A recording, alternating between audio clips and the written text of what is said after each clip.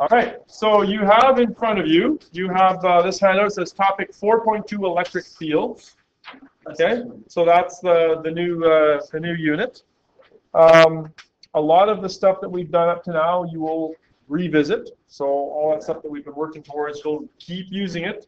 So it's going to help you towards the exam because you're going to sort of continually review some of those ideas. So what I've done here is I basically pulled out of the curriculum, the document that tells me what I have to teach. Basically, this is what I got to teach you. So you can sort of keep track of what you learned, what you haven't learned, and then sort of make adjustments as you need to. So students will define the electric field strength E as a force per unit of charge in newtons per coulomb. The electric force is given by Fe equals QE, so there's a new formula that we're going to discover, and lines of force are used to draw the field. The field between two parallel plates will be described. Students will examine problems involving both the gravitational and electric forces, and describe Millikan's experiment and the elementary charge.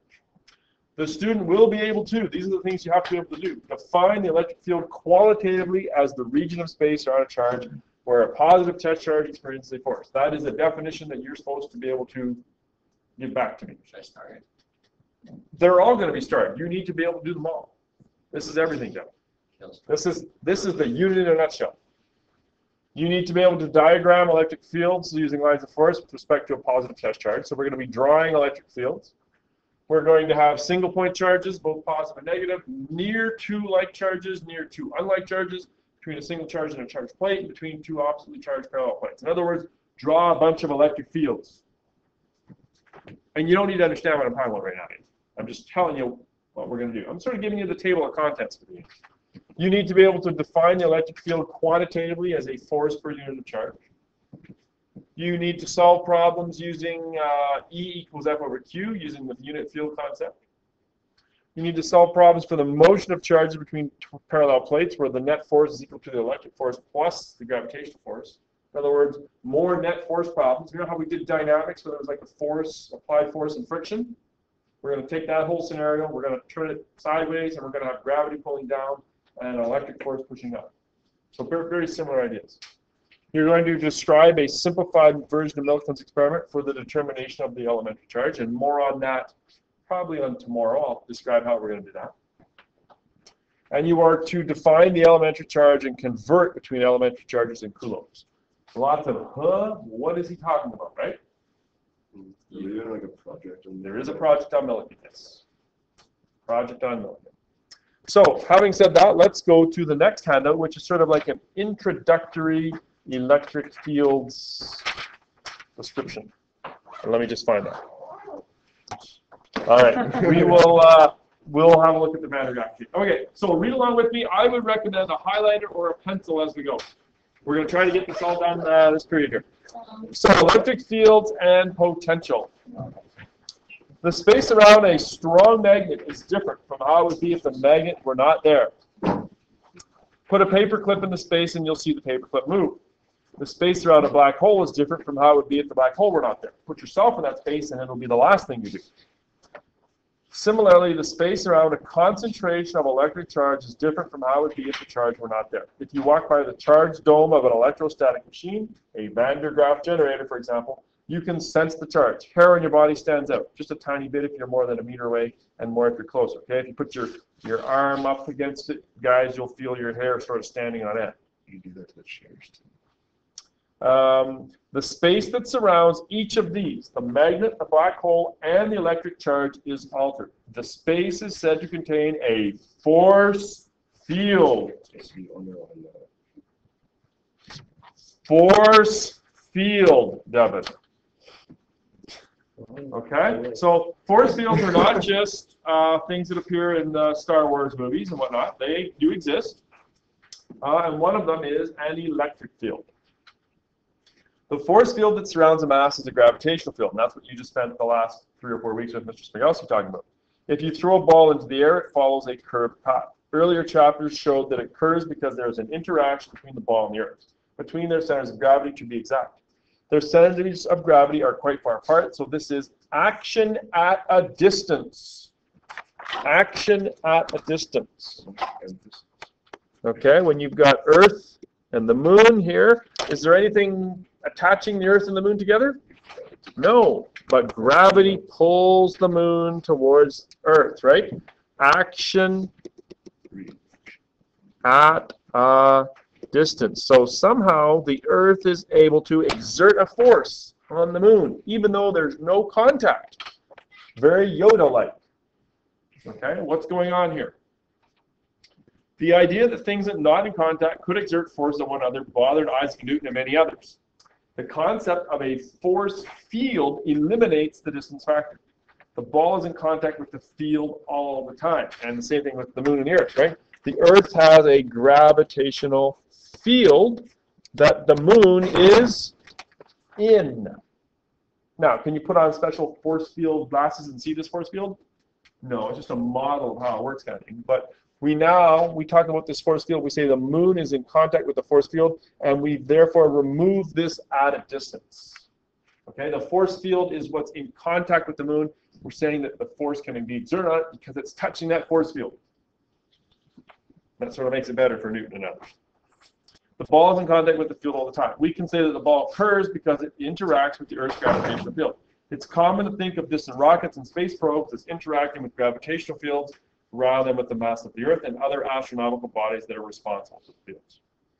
Now, just as the space around the Earth and every other mass is filled with a gravitational field, space around every electric charge is filled with an electric field. So when something has a charge, an electric charge, the space around it is filled with an electric field, a kind of aura that extends through space. In figure 33.2, that's at the bottom there, a gravitational force holds a satellite in orbit about a planet, and an electrical force holds an electron in orbit around a proton. In both cases, there is no contact between the objects, and the forces are acting at a distance. Putting this in terms of the field concept, we can say that the orbiting satellite and the electron interact with the force fields of the planet and the proton and are everywhere in contact with these fields. In other words, the force that one electric charge exerts on another can be described as the interaction between one charge and the electric field set up by the other. Now, in terms of the moon and the Earth, if the Earth exerts a force on the moon, therefore the sun, Newton said every force has an equal and opposite reaction. If the Earth exerts a force on the moon exerts a force on the Earth. How come the Earth doesn't move towards the moon? Correct. Because we're big. Well, we are bigger. We are bigger, and the moon's already moving around us, right? Yeah, there is certain, in fact, that force that the moon exerts on the Earth is what causes the Earth's tides, right? Yes. Really? Yes, it does. The moon hits the Earth. If there's too much gravity, Trouble. then we all die. Trouble. There's that. Pack a lunch. Flip the page. An electric field has both magnitude and direction. Oh, that sounds familiar. An electric field has both magnitude and direction. What does that make it? A vector quantity. No. Yay! The return of vectors. No. Electric fields are vectors. Its magnitude or strength can be measured by its effect on charges located in the field. Imagine a small positive test charge that is placed in an electric field. Where the force is greatest on the test charge, the field is strongest. Where the force on the test charge is weak, the field is small. Okay, and then because they copied this out of a book here, the bottom there you can see the smaller print. The strength of an electric field is a measure of how great a force will be exerted on a small test charge placed in the field. The test charge must be small enough that it doesn't push the original charge around and thus alter the field we're trying to measure. If a test charge Q experiences a force F at some point in space, then the electric field is given as E equals F over Q. And you're going to get some notes on that in a bit, so don't worry too much about that. Go back up to the regular text there, where it says, the direction of the electric field at any point by convention is the direction of the electrical force on a small positive test charge placed at that point. The direction of the electric field is the direction of the electrical force on a small positive test charge. So it's whatever direction a positive test charge would go. Could we use a negative charge? Sure, but that would be similar to saying red means go. You just don't do that. Green means go, red means stop. Okay? So we always use a positive test charge. So thus, if the charge that sets up the field is positive, the field points away from that charge. If the charge that sets up the field is negative, the field points towards that charge. Be sure to distinguish between the hypothetical small test charge and the big charge that sets up the field. And don't worry if you don't get that quite yet. I'm just sort of introducing you to the idea. Okay, now what about electric field lines? Where it says 33-2. Since an electric field has both magnitude and direction, it is a vector quantity and can be represented by vectors. The negatively charged particle in 33-3 top, so the one that's labeled A there, is surrounded by vectors that point toward the particle. If the particle were positively charged, the vectors would point away from it. The vectors always point in the direction of the force that would act on a positive test charge.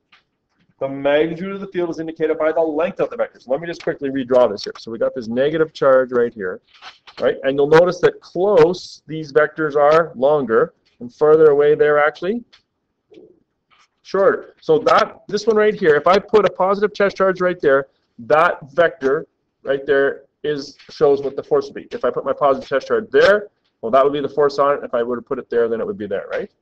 What if I were to put it over there? Well, then it would have like something like that. What if I were to put it like there? Well, then it would be like that. And I could literally spend all day doing what? Doing this. It wouldn't be a lot of fun after a while. And in fact, what would happen? I'd have to put this red dot, put the red dot everywhere, and what would my picture end up looking like?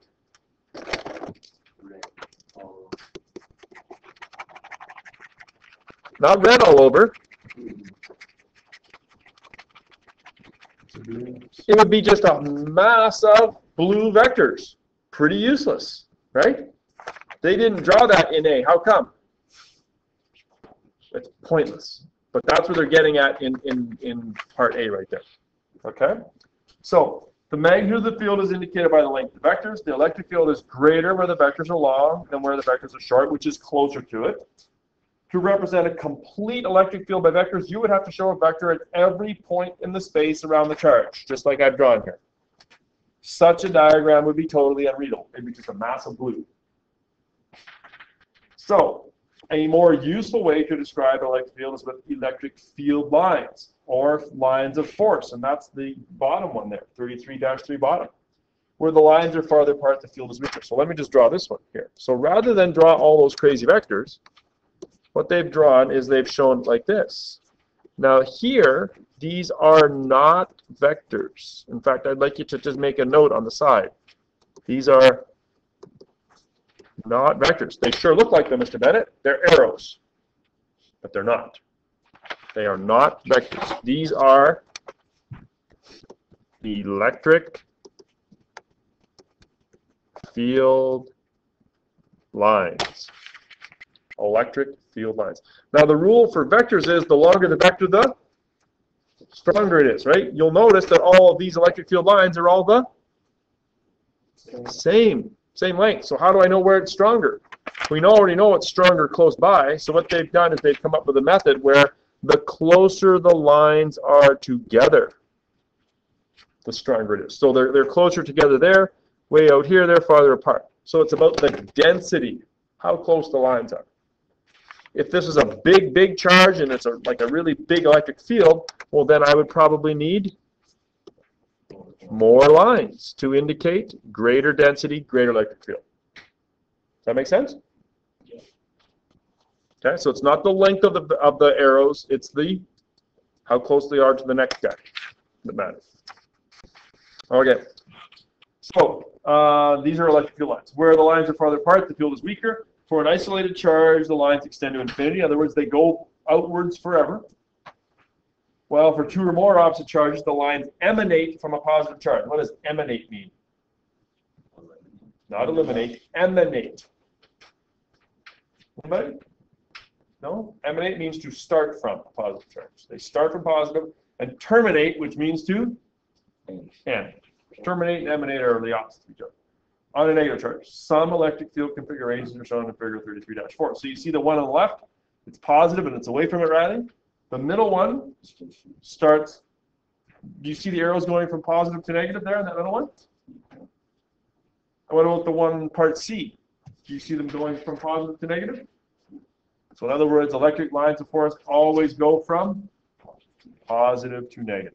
Always positive to negative. Flip the page over. Photographs of field patterns are shown in figure 33.5. That's what these pictures are. The photographs show bits of thread that are suspended in an oil bath surrounding charged conductors. The ends of the bits of thread are charged by induction and tend to line up end to end with the field lines, like iron filings in a magnetic field. Hopefully we get to magnetism and I can show you something like that. Notice that between the plates, the threads are aligned parallel to each other. The field has a constant strength between the plates. Also, notice the threads inside the cylinder are unaligned. There is no electric field in the space inside a conductor. The conductor shields the space from the field inside. So, if you look in the top left-hand picture there, and I'll just try to redraw that quick here. You got the two black dots, right? And you got the line, they're sort of like this. What can you tell me about the charges on the two black spots? Can you tell me if they're positive or negative? Can you tell me if they're the same or if they're opposite? You can tell they're opposite, Mike? How can you tell? They go from one to the other. The only reason we can't tell which one's positive or negative is because we don't see any arrows. If I were to put arrows on there, would you be able to tell? Yeah. Which one would be positive here, Chris? Top one, exactly. Because we know that they go from positive to negative. Very good. The second one, we can see they're the same, says Devin. How come? They go away like this, right? Go away, go away.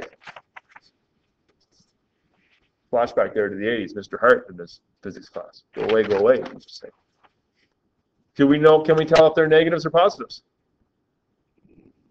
We don't know which way the arrows are going, right? It's a picture, we can't tell. If it's a diagram, like if I put arrows on like this, what would you say? Are they positive or are they negative? How do you know, Devin? Because they go towards negative. Why do they go towards negative? Because someone said, hey, let's use positive all the time. And everyone else said, okay. That's about it. Okay, so that's sort of the intro stuff. Flip the page over. Oh, yeah, actually, yeah, we should probably look at the bottom pictures, right? So, good idea, Chris. Okay, so the two black sort of, we call them plates. What do they look like this in between, don't they? And I'm drawing arrows, but I shouldn't be drawing arrows. Are those plates oppositely charged or the same charge? Opposite. Now, I've drawn the arrows on there, so which side would be positive? Left would be positive, right would be negative. The one on the right shows a plate and a cylinder, and do they start at one and go to the other? They appear to, right? So one of them is positive, one is negative, and they made a point that inside the charged cylinder, is there electric field? No, in fact, there's no real lines there. They're just sort of all scattered, right? No field. Just all over the place. Okay, that's good. We're going to be drawing more of those in the next few days. Okay, flip the page over. If our only concern for electrical forces were limited to isolated point charges, the electric field concept would be of limited use. The force between point charges is adequately described by Coulomb's law, something from grade 12. But charges most often are spread out over a wide variety of surfaces. Charges also move. We call that, when charges move? Anyone for electricity? Charges in motion are electricity, right? Static electricity is charges that don't move, right? When you take the balloon and rub it on your head, right? You get that static charge, right? Okay. Charges also move. This motion is communicated to neighboring charges by changes in the electric field that emanate or move at the speed of light. As later chapters will show, the electric field is a storehouse of energy. The energy can be transported over long distances by electric field, which may be directed through and guided by metal wires or even directed through empty space. Okay, little box in the top right-hand corner, quickly. Suppose that a beam of electrons is produced at one end of a glass tube and lights up a phosphor screen on the inner surface or the other end. When the beam is straight, it produces a spot of light on the middle of the screen. If the beam passes through the electric field of a pair of oppositely charged plates, it is deflected, say, to the left. If the charge on the plates were reversed, in what direction would the deflection occur? If you've been paying attention, you would probably guess to the right. Now, who cares about beams of electrons being produced at the end of a glass tube and lighting up a phosphorus screen? Anyone? Nobody in the room. There was a time, though, when I used to be able to say to classes, you should all care about it, because you all have, at home, a beam of electrons being produced at the end of a glass tube and lighting up a phosphorus screen. Many of you don't have that in your home anymore. I still have one in my basement. There's one right behind Adam. It's called a TV. Oh, I will. If you have one of those, then you need to care about this, because that is how TVs work. Okay? I don't know how those ones work. That's just magic. I don't get that. However, I can tell you how that works. That's called a CRT, a cathode ray tube, right? If Adam were to look real closely at the screen itself, he could probably see red and green and